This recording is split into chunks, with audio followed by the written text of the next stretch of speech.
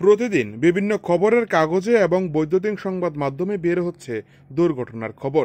রাজ্যের বিভিন্ন জেলায় ঘটছে এই ধরনের দুর্ঘটনা। গোমতী জেলার উদয়পুরে গাড়ি দুর্ঘটনা অথবা বাইক দুর্ঘটনা ঘটে চলেছে অতিরিক্ত গতিতে চালানোর ফলে। এই ধরনের গতিকে রোধ করার জন্য গোমতী জেলা ট্রাফিক দপ্তর থেকে এক বড় পদক্ষেপ নেওয়া হয়েছে।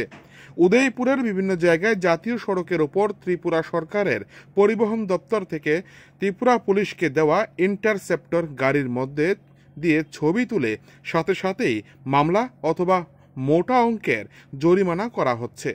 শনিবার দুপুরে বাগমা জাতীয় সড়কে ইন্টারসেপ্টর গাড়ি বসানো হয়।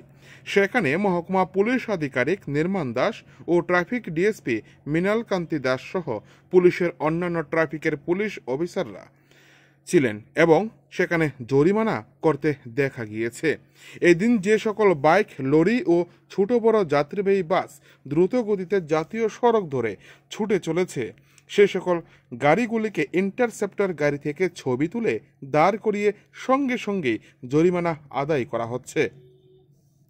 এই বিষয়ে গোমতী জেলার পুলিশ সুপার নমিত পাঠক জানান, গোমতী জেলার মধ্যে দুর্ঘটনা রোধ করার জন্য ট্রাফিক থেকে নেওয়া হয়েছে কড়া পদক্ষেপ।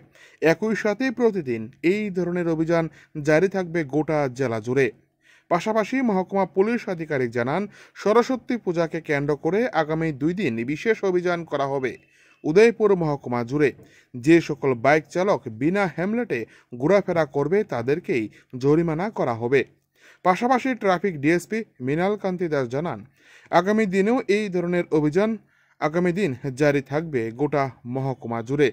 ট্রাফিক দপ্তরের এই ধরনের উদ্যোগ এবং গোমতী জেলা পুলিশ সুপার নমিত পাঠক যেভাবে চেষ্টা করে চলেছে জেলার মধ্যে দুর্ঘটনা রোধ করার জন্য তা খুবই প্রশংসার যোগ্য বলে মনে করছে শিক্ষিত মহল। উদয়পুর থেকে নিজস্ব প্রতিনিধি রিপোর্ট, টিভি 100 বাংলা। जैसे कि आपको पता होगा कि जो रोड ट्रैफिक एक्सीडेंट्स हैं उससे पूरे इंडिया में जो है इवन मर्डर से ज़्यादा डेथ जो है वो रोड एक्सीडेंट्स में होती है। तो हमारी डिस्ट्रिक्ट पुलिस की तरफ से पूरी कोशिश है कि हम जो फेटल आरटीएज हैं उसका रिडक्शन करें।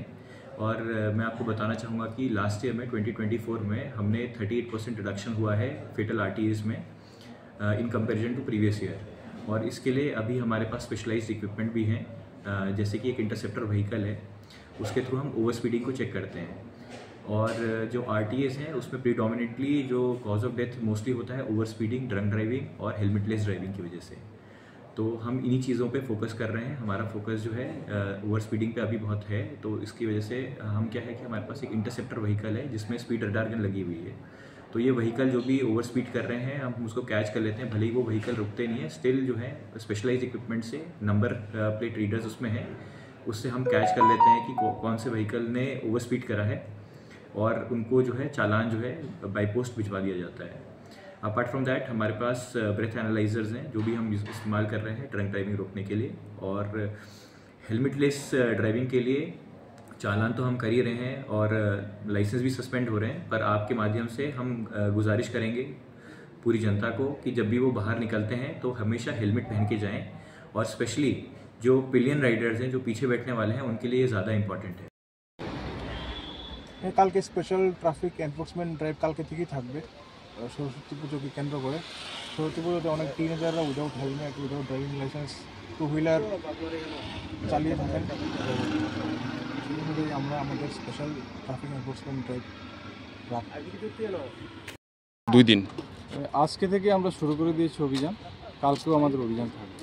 আচ্ছা, মানে প্রতিদিন কি হচ্ছে স্যার এই ধরনের? এমনিতে তো রেগুলার হচ্ছে, রেগুলার চেকিং হচ্ছে, বিশেষভাবে আজকে কালকেও আমাদের অভিযান থাকবে। আপনার কি মনে হয় যে এই ধরনের ফাইন কেটে মানুষ কতটুকু সতর্কতা হচ্ছে?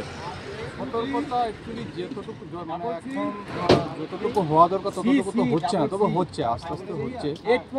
আমি মনে করি আর একটু বেশি সচেতন হওয়া দরকার। সরস্বতী পুজোকে কেন্দ্র করে আগামী দিনের জন্য যারা বাইক নিয়ে বের হবে তাদেরকে আপনারা কি বার্তা দেবেন ট্রাফিক থেকে? ট্রাফিক থেকে আমি এটাই বলবো যে হেলমেট যাতে অবশ্যই থাকে আর স্পিডটা যাতে কন্ট্রোলে থাকে। হেলমেটটা পরা আর স্পিড কন্ট্রোলে থাকে, তাহলে আমরা অনেক দুর্ঘটনা এড়াতে পারবো।